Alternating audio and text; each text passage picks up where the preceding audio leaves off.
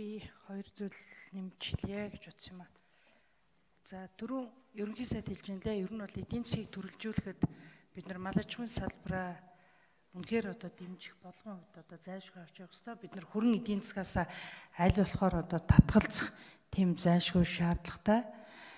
За өнөөдөр бол Монгол улсын малын толгойтой бол маш өсөж байгаа. Энэ бол нүүдлийн мал аж ахуйг авч яваа хэдэн малчны маань буян заяа. Үнэхээр хөдөө орон нутгата хөдөө нутгаа манаад за мал аж ахуйгаа өсгөөд амьдрал ахуйгаа үүдэн татаад явж байгаа хүмүүсээ.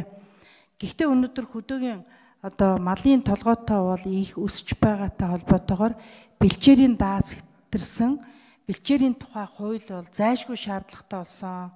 Өнөөдөр бол хөдөө орон нутагт маань цөлжилт бол 70 орчим хувьтай болсон. Өвсний төрөл чанар бол маш хэмжээгээр муудсан.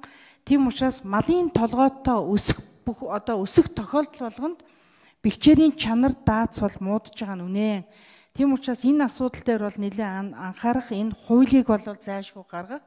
Нөгөө талаас бол малчтыг хариуцлагажуулах, бэлчээрийг хуваарьтайгаар эзэмших ийм боломж олцоог бол хуульчлах юм зайлшгүй шаардлагатай байгаа гэж боддог.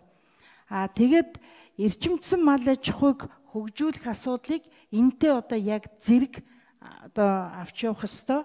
Тэгээд малчтыг жоохон хариуцлагажуулах ийм ажлуудыг бас хийгээсэ гэж ингэж боддог. Ингийн бол магадгүй бид нар бас энэ цөлжилтийн бас энэ айхтар их ирж байгаа салхийг сөрөх тийм боломж бол байгаа гэж ингэж харж байгаа.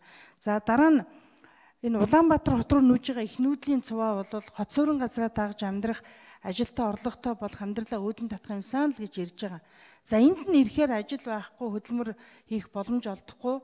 За тэр тусмаа ингээд уулын толгод за зарим нь хөрх юм нь баг Улаанбаатар хотын 70 давхраас наашаа ингээд ер нь хавтгай бууж байгаа уулын толгой болгоны орой дээр очиж бууж байна. За жишээлбэл дарих орчимд бол ерөөсө уулын толгойг ингээд битүүдээ ер нь бол ингээд шилжилт хөдөлгөөн нүүж ирж ингэж амьдардаг. За би энэ хүмүүс бас зарим нь ажилгүй, орлогогүй амьдрахт хүнд байна. Тэгэхээр эдгээр бол ер нь хөдөө орон нутагтаа амьдрах иргэдэд боломж олгоод малжуулах төслийг хэрэгжүүлэх ийм болцоог олгоод хөдөө орон нутагтаа малжуулах төсөл хэрэгжүүлнэ гэвэл бас нүг сонирхолтой хүмүүс байдгийм шиг байлээ.